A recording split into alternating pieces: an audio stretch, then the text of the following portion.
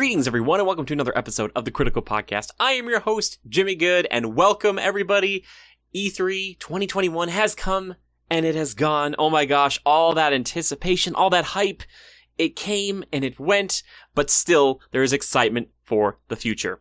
Now, if you missed last week's show, I talked all about the Summer Games Fest, which happened kind of pre-E3, but today I'll be talking more about the shows that came right before E3, during, and, all that stuff that comes with it. So, I won't be talking as much about the Summer Games Fest stuff. There might be a few things that we talk about again today here that, were showing up over there, but for the most part, I'm going to try to keep it to everything that happened since.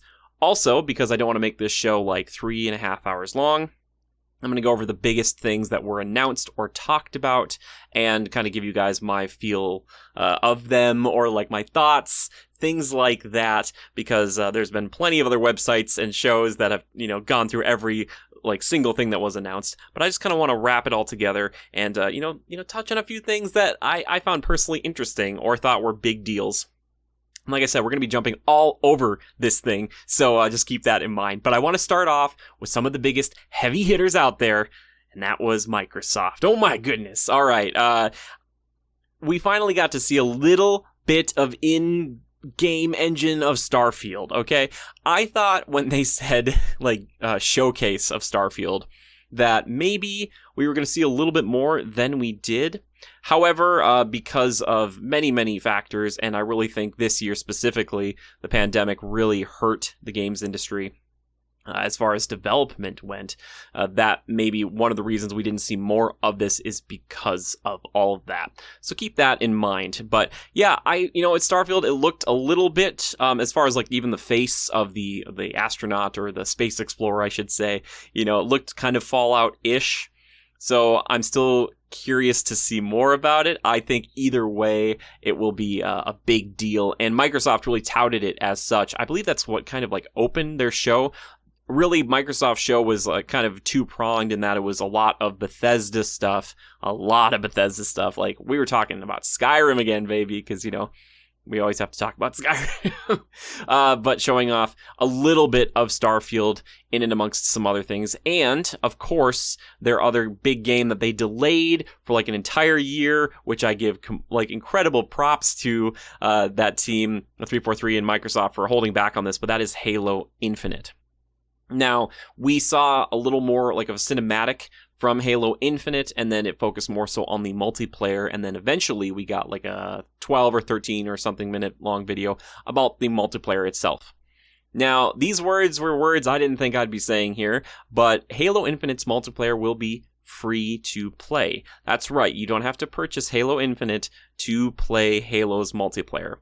That kind of freaks me out personally just a little bit. I know we're kind of getting far and away from the old days where you'd buy a game and then it would come with its multiplayer and that was it.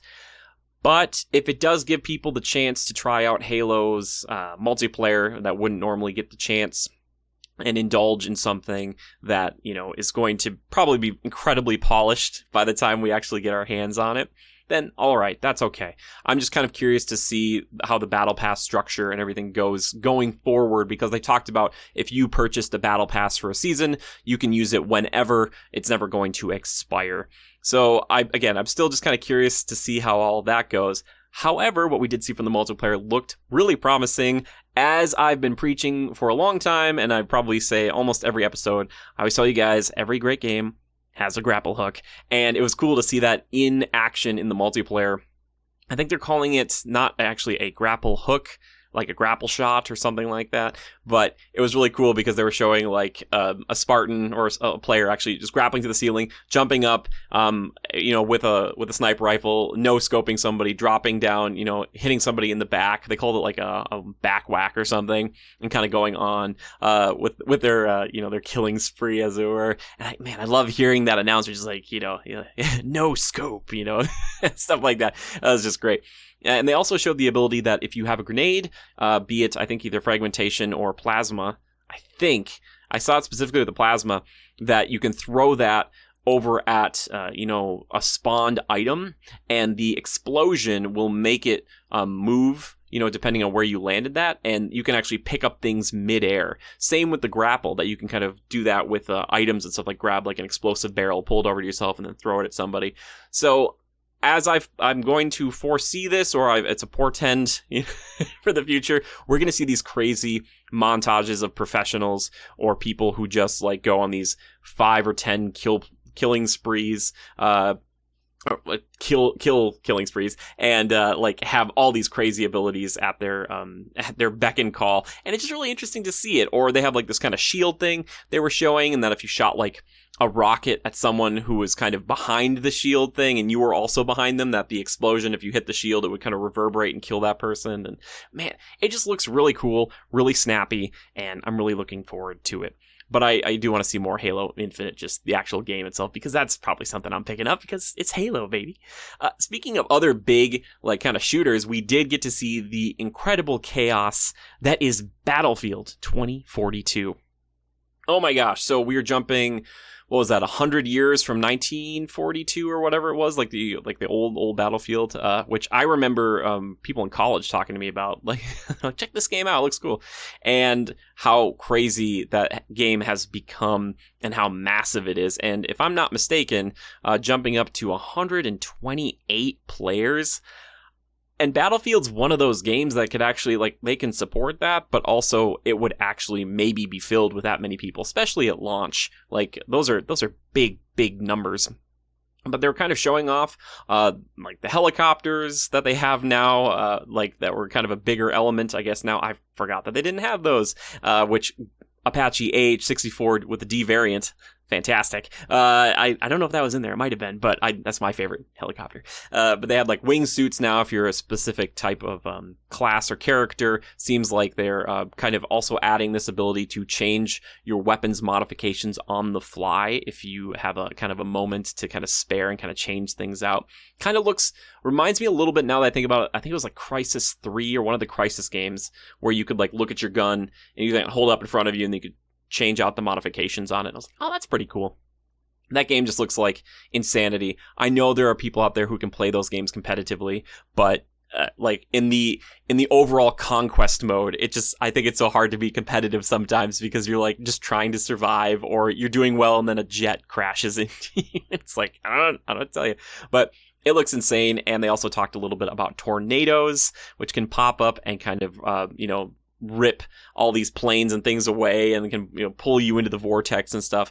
This game looks like it could potentially have I don't know, I don't want to say it's going to have any problems. You never want that to happen, but like there's just so many factors going into it. The physics-based stuff and the number of players alone, they're kind of astonishing to me. And if it can all run smoothly, fantastic. I'm hoping so with the next gen hardware that it can, but yeah, some really crazy stuff, airdrops and stuff like that. Not that you couldn't get vehicles on tops of buildings before, but hopefully it'll be easier now to do so. But yeah, also they have airdrops in Halo, I guess now too. Maybe they've always had Halo or airdrops in Battlefield. I don't know. Either way, they were showing stuff like people putting C4 on a four-wheeler and driving it off of, having it go self-propelled like off of a building and running into a helicopter and then blowing it up. Stuff like that. But yeah, that game looks insane. If you have any friends to check that out with, like, I think that's the place to play. There's also kind of a smaller, more condensed version that isn't Conquest that you can jump into, and that's not going to be as big, but because it's smaller, it's going to be even more chaotic, they said, which makes sense, especially if you have vehicles still in there as well.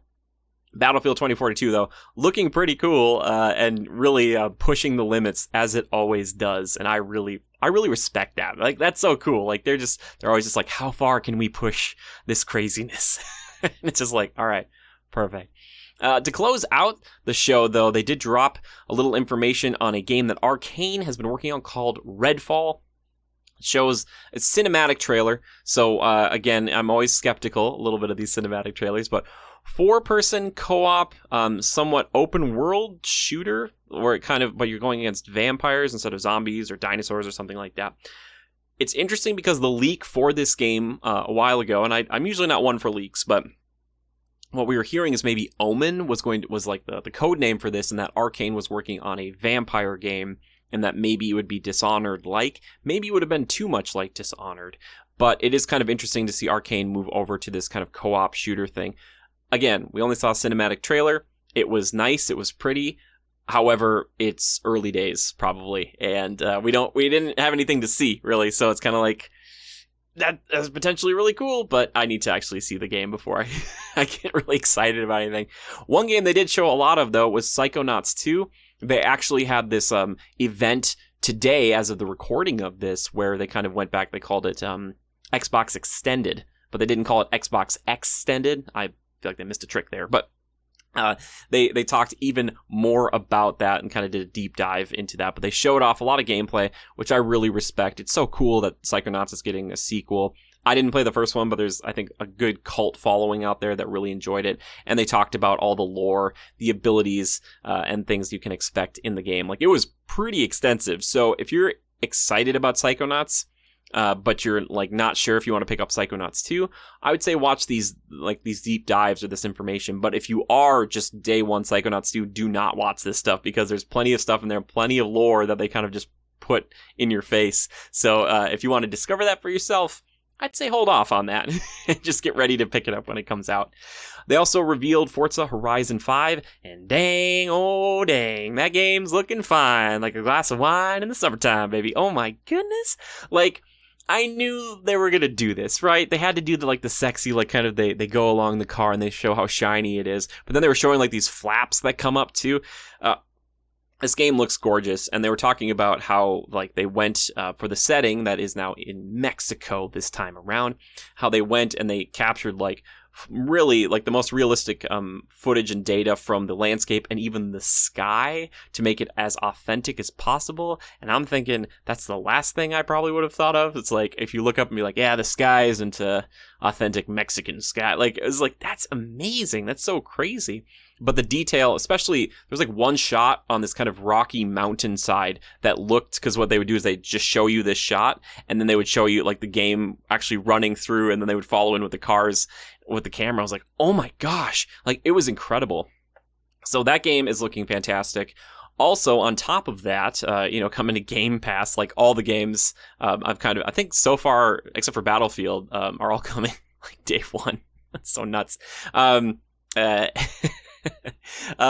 laugh about it because it's just like Game Pass is kind of crazy. So I'm sorry if I misquoted here that it's coming to something else. I think Psychonauts 2 is actually multi-platform, but Forza coming in November. But they started adding like these kind of fun game modes as well, where like you can make like a bowling game or like these kind of physics-based jumping things, or you can have like a piñata party thing.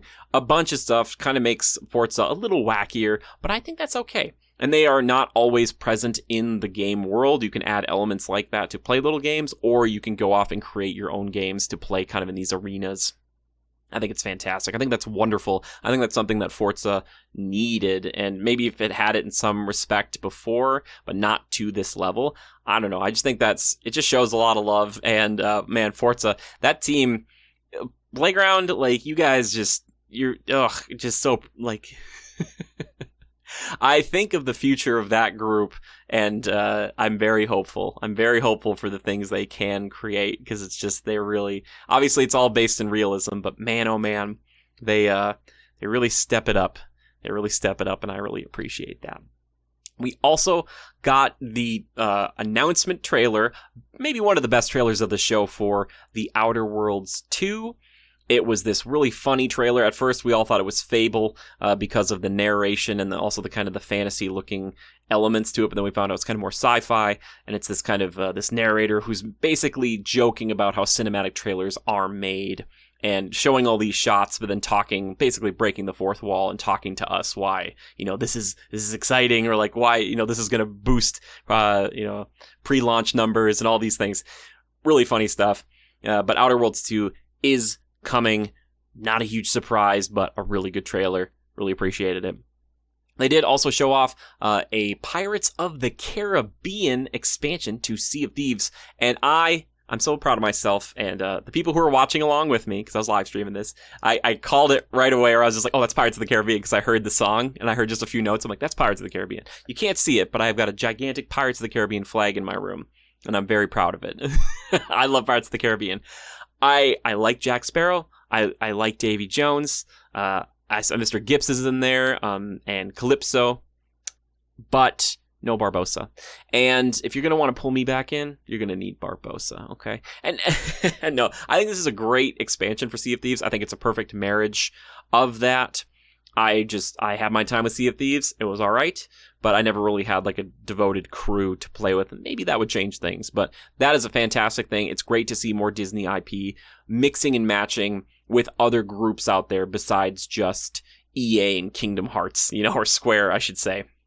So yeah, it's cool. It's cool to see that, and I'm hoping that's a really nice, fun thing for people because it looked pretty robust and like they were going to put a lot of effort into this thing. I was like, wow! And they're also going to be having another separate event for Sea of Thieves coming up here to talk more about that. So yeah, Jack Sparrow, man, he's alive and well. He's kicking. Oh my goodness. They also, from the people who've been making Just Cause, an exclusive Xbox game, an open world co-op game called Contraband. And they only showed a cinematic trailer, and I know I shouldn't get my hopes up, but to be honest, the idea of it to me is really cool. It's in a fictional place because, as Ubisoft proved with Ghost Recon Wildlands, you shouldn't base your game about illegal activity on a real place because that real place does not always like that. Forza Horizon can get away with Mexico because they're taking the time and effort to put like the actual Mexican artists and singer-songwriters into the game. But yeah, Bolivia was not maybe shown in the best light, even though it was very pretty. But anyway, this is in the fictional world of Balan, I believe, Balan, something like that. But the idea to me is really cool. The name already kind of invokes some ideas or evokes. Yeah. Ideas or thoughts of like, oh, you get your crew together to steal stuff and kind of in this jungle area, it kind of seems like. Man, that sounds really interesting to me. I'm really curious to see what they do with it.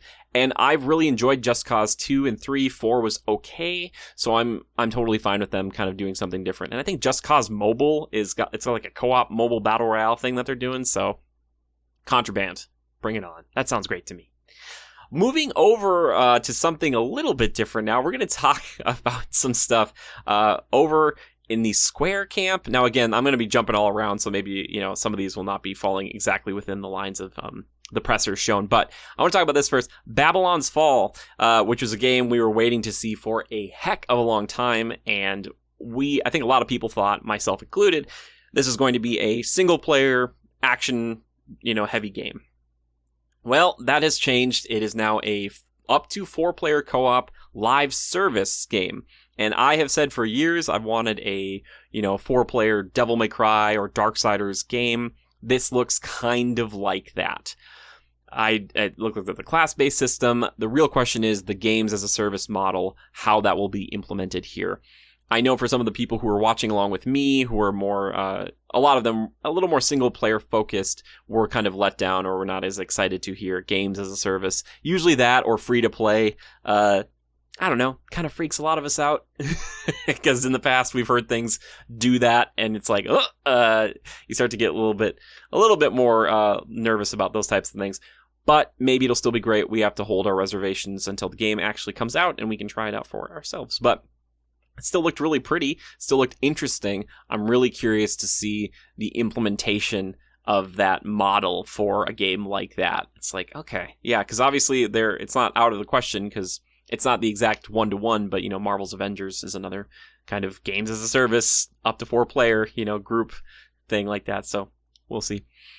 One of the biggest kind of surprises or interesting things we finally got was this leak. Again, unfortunately, we knew a little bit beforehand, called Strangers of Paradise, which is a Final Fantasy I tie-in game made by the team who's worked on Nioh in the past and is actually kind of reminiscent of another third-person, very difficult game franchise that everybody loves to talk about all the time. I won't even say it here, but you know which one I'm talking about. The biggest issue is that after they showed the gameplay demo off and actually kind of showed a little bit of like the cinematics in it. Got some Final Fantasy 15 vibes a little bit for me, just from the aesthetics of it. But they had a demo that was released, and it was corrupted, and nobody could play it. So, not a great first showing, but could still potentially be a really cool game. The main character talked about killing chaos, and all he wants to do is kill chaos, and he will kill chaos. So, yeah, that's Stranger of Paradise. Could be great. A Final Fantasy spin-off game. Not that we haven't ever had like Final Fantasy spin-off games in the past, but this one's a little more, let's just say, it's a little more under the microscope for a lot of people. So here's hoping it turns out great. That's the hope.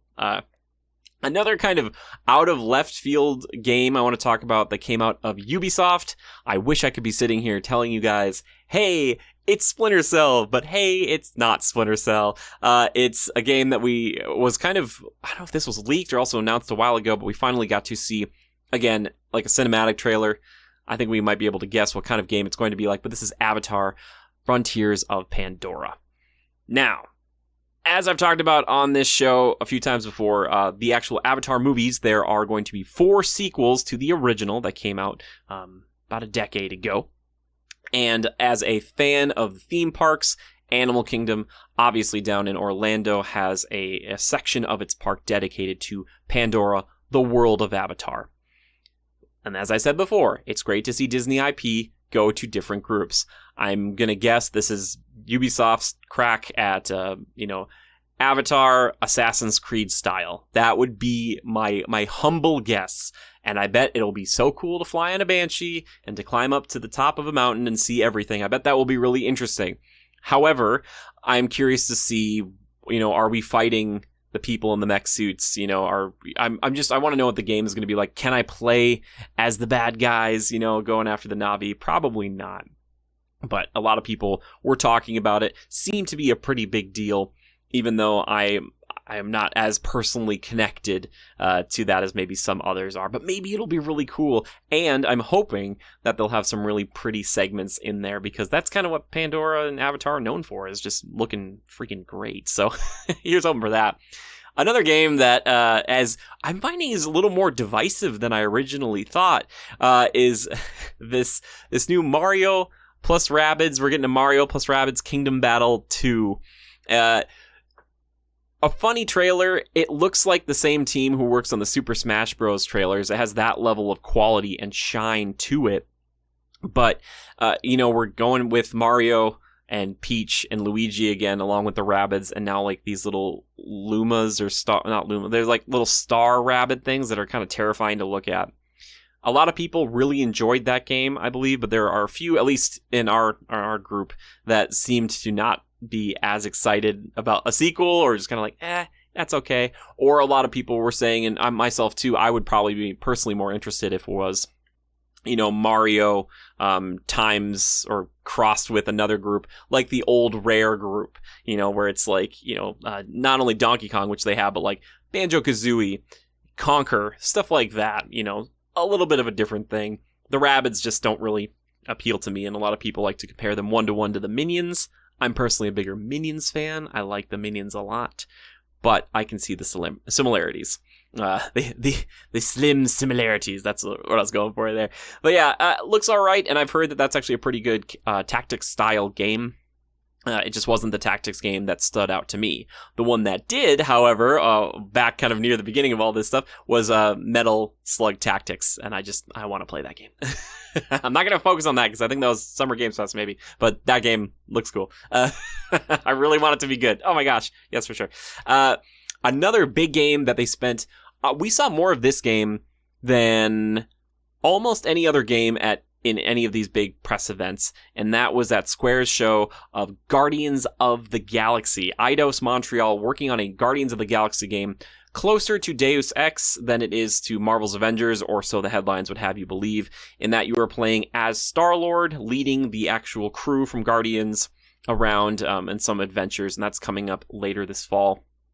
I thought it was kind of, I don't know, the showing was interesting because they said they wanted to do something that was different than the movie tie-in, or the movie, and was different than the comics, but the team is the same. They still have an emphasis on music the same way, and I just kind of personally wish that you could play as all those characters. As someone pointed out to me, though, if you could play as all 5 Guardians, that would just be one shy of the original roster for Avengers. So that's probably why they didn't do that. So basically, it's a third-person shooter where you're playing as Star-Lord and you're making decisions as the leader, because your group will kind of segment off and they'll just kind of be like, well, 2 of us agree on this, 2 of us agree on this, what should we do? And you get to pick, or later on you can choose a different direction for it.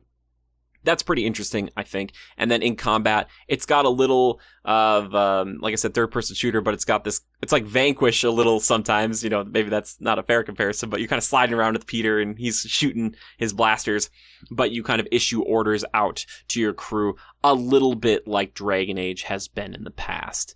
So just keep that in mind. I think it looks all right. I'm curious to see how it performs. This, to me, kind of either feels like they just aren't doing Guardians at all in Marvel's Avengers, or they're planning on doing it down the line. But yeah, I don't know. Star-Lord's fine. Rocket, I guess, is a little too much like Ratchet from Ratchet and Clank. Like, he's the one I want to play with because I'm like, oh, he's got the crazy guns and stuff. But yeah, that was a big deal. They showed it for 20 minutes during their event. Like, I'm not kidding you. 2020. So yeah, kind of interesting. I was like, whoa, that's a lot to show of that game. But they've been working on it for a long time, and I'm not completely surprised. I think it's coming out obviously before Guardians of the Galaxy Volume 3, but because of this year and everything, like, they've been working on it for 3 years. So hey, if it's ready, it's ready. Bring it out. That's what I say. Nintendo had a few things to show. We were talking about Smash before. Kazuya, I believe, I keep forgetting his name because I used to fight him back in Tekken back in the day, but he'll be coming to Super Smash Brothers. Originally I thought it was Heihachi, but no, Heihachi will be in the background of that scene of his new stage, but they showed Kazuya picking up just various fighters from Super Smash Brothers and tossing them into a volcano. Really good stuff. I really love the levity that these trailers bring, and they can be so serious, but they can also be really funny. But yeah, that was kind of a cool reveal there. The other big stuff for me from Nintendo, or that I can recognize are big things. Metroid Prime 4, not going to show anything. However, they're working on a game called Metroid Dread, which is in the old school style of Metroid, classic 2D platforming Metroidvania, I ever get the name right, game that obviously featuring Samus and some new enemy types called Emmys, which are these kind of robots that if they hear you, they will just follow you doggedly until you can escape them, or you stand still long enough and you can like stealth, and then they can they search for you but miss, and then they keep going. So a little Alien Isolation vibe put in there too. For me, it doesn't really hold a lot of nostalgia because I didn't play those games. I think it will sell very well because there's a lot of people out there who just kind of want that old Metroid game. I just think the older I get, the more and more people, and myself too, it's like we want a new thing, but we'd rather almost just have the old thing again repurposed in a nicer style. Like, it's just like, just give me that thing again, but just make it look nicer. It's like, okay, we can do that. So, yeah, Metroid Dread is coming, and they talked about it a lot more on the Treehouse Live, which I love those Treehouses. Those are really cool. I love, and that's kind of what Xbox did with their Xbox Extended. The last big thing from Nintendo, again, this is just for me personally, was the Legend of Zelda Breath of the Wild 2. We got to see a little bit of it, some gameplay and whatnot. Beforehand, they proceeded with this kind of Game & Watch thing that has like 3 old Zelda games on there and then like another Link mini game, which I'm sure will sell like crazy, but then they added this at the very end. And man, that game looks great. Now, a lot of people kind of compare this potentially to how they did Majora's Mask. Now, Majora's Mask, back in the day, for people who don't know, utilized a lot of the same assets and things from Ocarina of Time, but it was made very quickly. It was made very, very fast. This, however, not so much, taking a lot longer, but reutilizing the same assets, same engine, and stuff like that. However, they showed off a few cool new things. Seems like it's the same map-ish right now, but there's a lot of things in the sky that is really, really cool. Link's his hair's growing out a bit more. The Sheikah Slate maybe has a flamethrower now. A few new abilities with like stopping time and hitting more physics-based things into each other. I don't know. That to me looks pretty cool and interesting and exciting, and it's just really one of those things that people really, really want. They say 2022. I don't know. I think we would late 2022 maybe. It's so hard, in these times right now to ever kind of fully commit to any date anymore. But at the same time, I was like, okay, it's just really good to see it. And for me, someone who has never been a huge Zelda fan, Breath of the Wild is my favorite Zelda game, hands down, no question.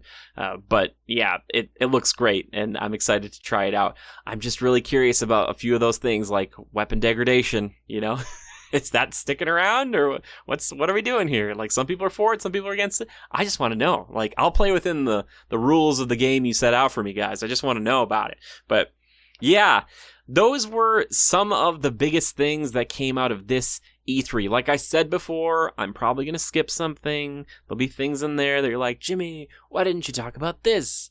It's like, well, that's because I wanted to talk about the things that I thought were the most exciting to me personally, or, again, where I thought were some of the biggest deals. And again, this is not covering Summer Games Fest, which we did last week, so if there's a few games in there, one in particular I didn't talk about, there's a reason why, you know what I'm saying?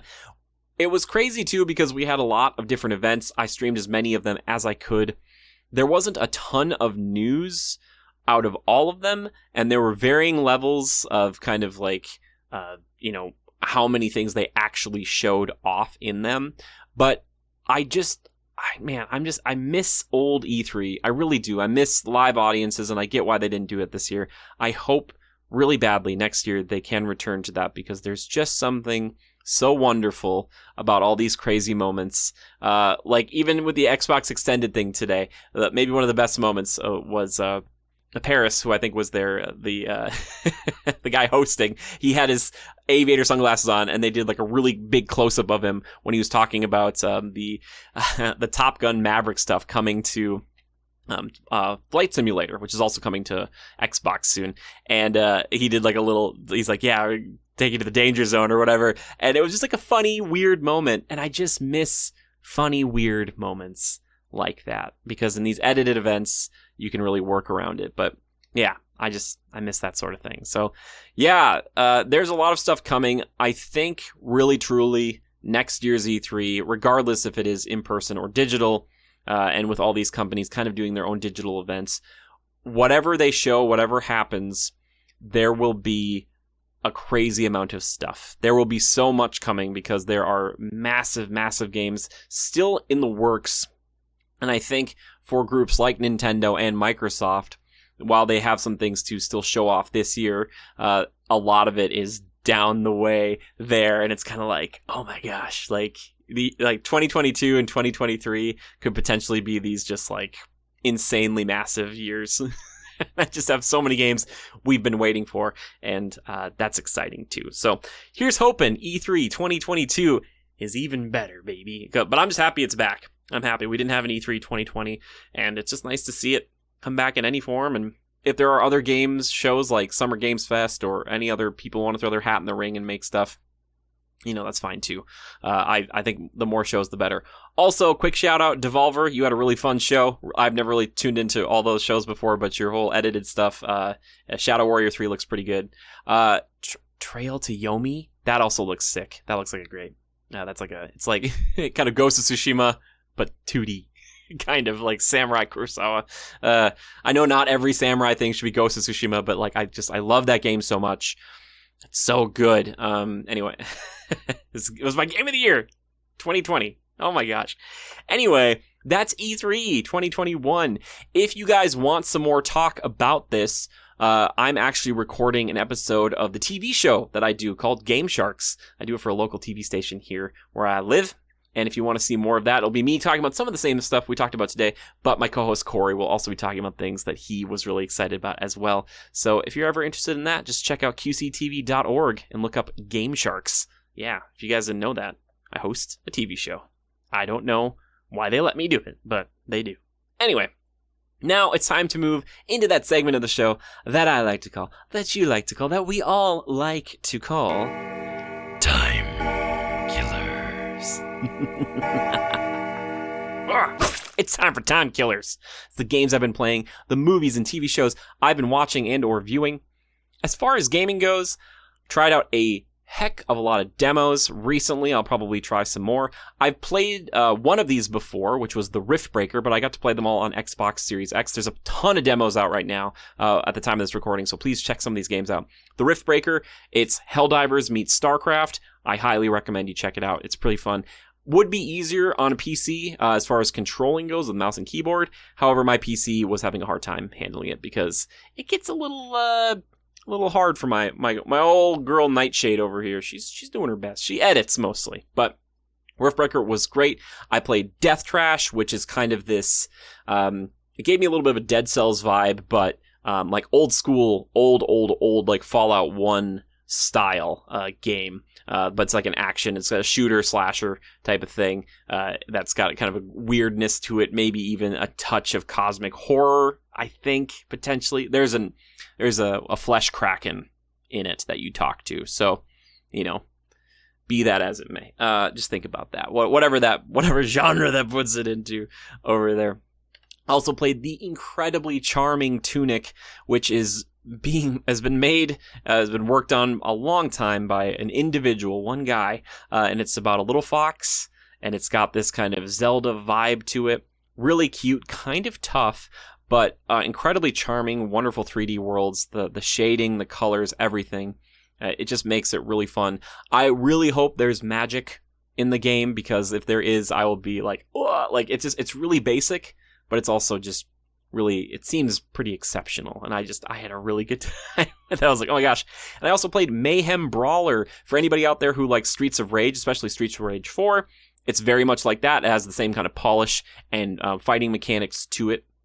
For the most part, I'm sure there's more intricacies in there for the diehards if you like those side-scroller beat-em-ups, but very similar to that. Please check all of those games out. I recommend them. I've also still been playing some Assassin's Creed Valhalla. I'm about 40 hours in or so. We'll see if I can get it done in another 20. Not everything in it, but enough of it done.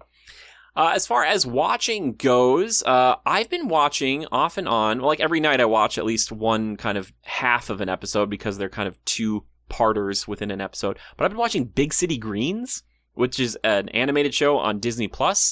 It's about this family that loses their farm and they have to move into the big city and live with their grandma, but they're city folk living in the big city. It's a very funny show. It might look like it's for kids, but there's a lot of adult jokes that kind of, or I shouldn't say that, jokes that would appeal to adults. There we go. That are really good, really funny, and a lot of great timing and humor in this show. So check out Big City Greens. I'm also continuing my, from a long time ago that I watched the extended edition of Fellowship of the Ring, but I started up a extended edition of The Two Towers. And oh my gosh, I forget like how long these are sometimes, and I'm like, yep, these are still fantastic. It's just like hanging out with an old friend. I'm like, yep, I know this show. I know it so well. Anyway, we're going to move into the last segment of the show, which is my personal favorite segment, which is community feedback and questions. Yes, I love it so much. It's so good. This one comes in from BJ Strom via Discord.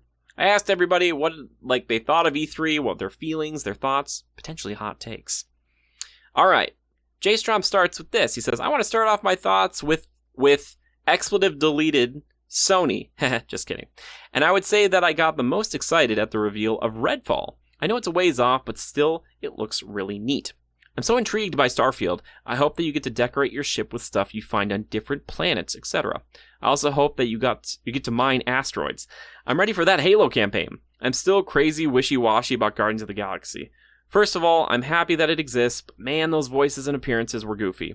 Just like when the Avengers game was first unveiled, but I think once I got used to it, I'll probably be all in on the single player Marvel adventure. That is fantastic. Oh my gosh. I appreciate you writing in like that. I know other people said they might want to write in like longer things next week, so we might kind of circle back around to those types of things, because it's like, yeah, there's a lot to process there. And I think hopefully, like every E3, there was something for everybody. I know there were a lot of things from this one, like me personally. I really wanted to see, like, the hope for Splinter Cell is always there. Fable or Avowed, which they did mention in passing.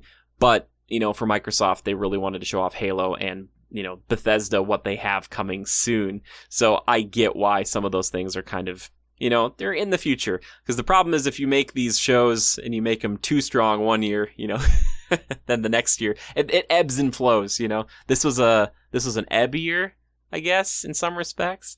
But I'm just excited for the future of all of these things, and I hope you are too. Oh my goodness. And again, please, if you ever have a question, an idea, a thought, or a feeling for a podcast moving forward, please tweet them at me at any time. You can find me at JimmyGood013 or just our official account, which is at GoCritical. And you can tweet the hashtag Critical Podcast, or you can just say, hey, I have an idea for a show, or whatever else. And as you guys have been seeing recently, I've been doing these shows solo. Let me know what you think of that. I find it kind of easier to do this, makes the shows a little bit tighter. I know some people out there like longer shows, but sometimes on these types of things, it's just easier for me to do it by myself. But if you have any guests, or if you want Joe to hop back in sometimes, please let me know. I would love to know that. But it seems like some people enjoy the solo format too. I don't know. It just might be easier going forward to do it this way. And I'm like, I'm not missing a week for as long as I can. Either way, I appreciate you guys so much for hanging out today. And if you want to support us, I gotta, before I wrap it all up here, I have to say these things. We do have a Teespring if you want to get any merchandise like that. But we also have an Instagram and a TikTok. Katie's been posting little clips of videos, especially of our vlogs that are going up over there. But on Instagram, I try to post, the thumbnails for the videos just in case you miss them and that kind of stuff over there. And let me know what you think of the thumbnails. I've been trying hard to make them fun, so please let me know. But a huge thank you to our patrons. You guys don't have to do that, but I really appreciate that. It's very kind of you. It's humbling for me to have anybody to give me money every month. That means a lot. Or on our Twitch subscribers too. Thank you guys. That's fantastic. That helps, and I really appreciate it. Thank you so much. All right, guys. Well, that'll do it for me this time. I appreciate you being here today, just listening. And just hanging out. And until next time, love and hugs. Big hug. If you're not a hugger, here's a handshake. And if you're not a handshaker, then here's a nod. There you go. And until next time, just remember to adapt and overcome. Bye-bye.